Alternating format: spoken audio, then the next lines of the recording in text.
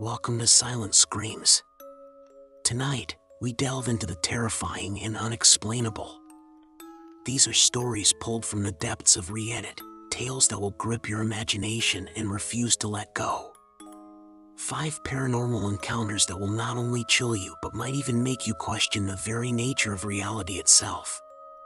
So, settle in, turn off the lights if you dare, and let us begin. The first story comes from a user who went by the name Ashes in the Wind. They wrote about a childhood home that seemed alive with something dark, something unseen. Ashes described their family as ordinary, no drama, no strange history, but the house, a weathered colonial in a small New England town, held secrets they could never understand. From the very first night, strange things happened. Their bedroom closet door, which they always closed, would be ajar by morning. Not just slightly, wide open, as if someone had been searching through it.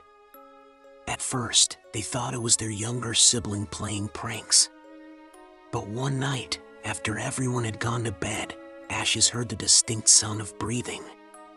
It was faint but steady, coming from the closet. Ashes froze, staring at the door. The breathing grew louder, more ragged. Summoning courage, they grabbed a flashlight and flung the door open. The closet was empty, but the breathing didn't stop. It moved, shifting to the corner of the room where the shadows were darkest. The flashlight flickered and died, leaving Ashes in complete darkness. That was the first night they slept with the lights on, a habit that continued long after they moved away. The second tale comes from someone who called themselves Lantern Shade, a night shift janitor at an old theater. The building, built in the 1920s, was an architectural marvel but had fallen into disrepair. Lantern Shade loved the solitude of working alone until they didn't. One night, while mopping the stage, they felt a chill run down their spine. It was summer, and the theater had no air conditioning. Looking up, they saw movement in the balcony seats. A figure, barely more than a shadow, was sitting in the front row. Lantern Shade called out, thinking someone had broken in. But the figure didn't move. Gathering their nerves, they climbed the stairs to investigate. When they reached the balcony, it was empty. But the seat the figure had occupied was inexplicably warm, as if someone had just been sitting there. As they turned to leave, they heard the faint sound of applause echoing from the stage below. The theater was empty, and yet the clapping continued, growing louder and louder until Lantern Shade fled the building. The third story, shared by a user named Frostvale, is perhaps the most unsettling. Frost worked as a delivery driver and often took routes late at night. One evening, while driving through a rural area, they noticed a light in the distance.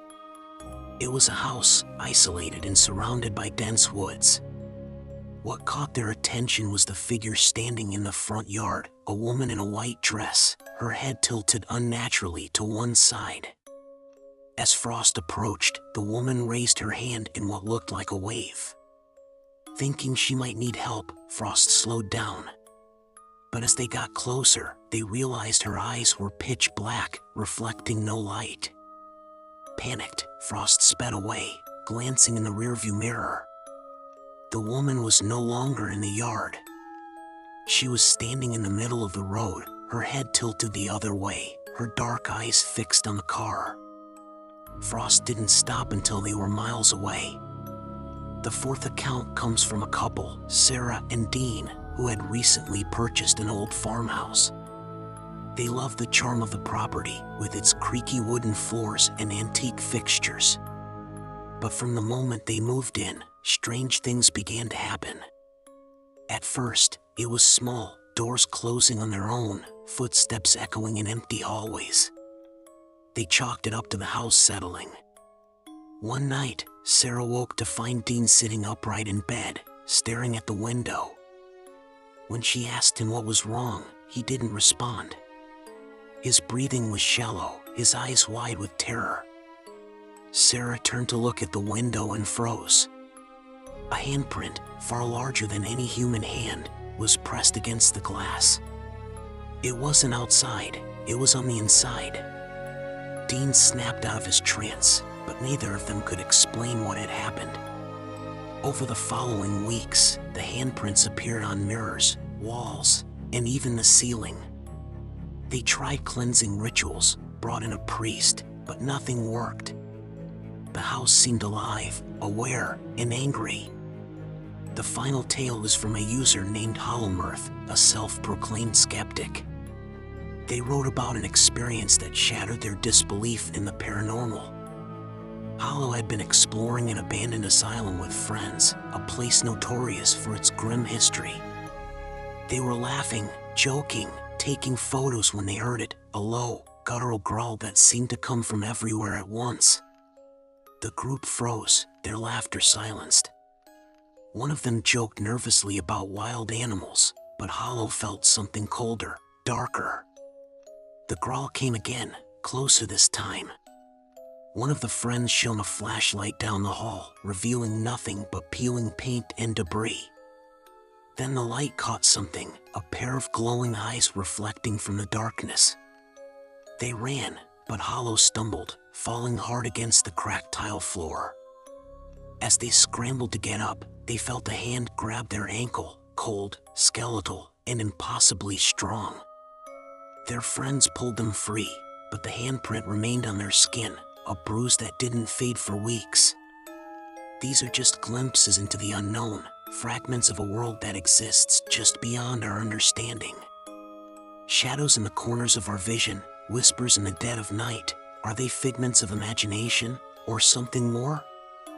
The line between the real and the unreal is thinner than we think, and for some, it's already been crossed. The stories don't end here. Darkness still waits, silent and watching.